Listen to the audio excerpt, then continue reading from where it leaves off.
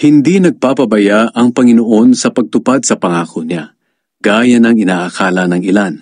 Ang totoo, binibigyan lang niya ng pagkakataong magsisi ang lahat sa mga kasalanan nila, dahil ayaw niyang mapahamak ang sinuman. Ang araw ng Panginoon ay darating na tulad ng isang magnanakaw. Sa araw na yon, biglang mawawala ang kalangitan na may nakakapangilabot na ugong. Masusunog ang lupa at mawawala ang lahat ng nasa lupa. Kung ganito ang magiging kahihinatnan ng lahat, dapat kayong mamuhay ng banal at makadiyos habang hinihintay nyo ang araw ng pagdating ng Diyos at ginagawa ang makakayanan nyo para mapadali ang pagdating niya.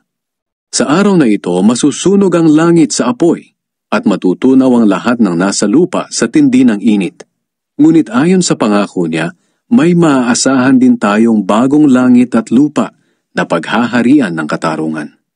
Kaya nga mga minamahal, habang inaasahan niyo ang bagay na ito, pagsikapan ninyong mamuhay ng mapayapa, malinis at walang kapintasan sa paningin niya.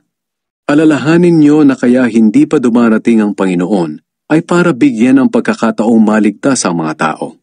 Gaya nga ng mga isinulat sa inyo ng mahal nating kapatid na si Pablo sa pamamagitan ng karunungang ibinigay sa kanya ng Panginoon.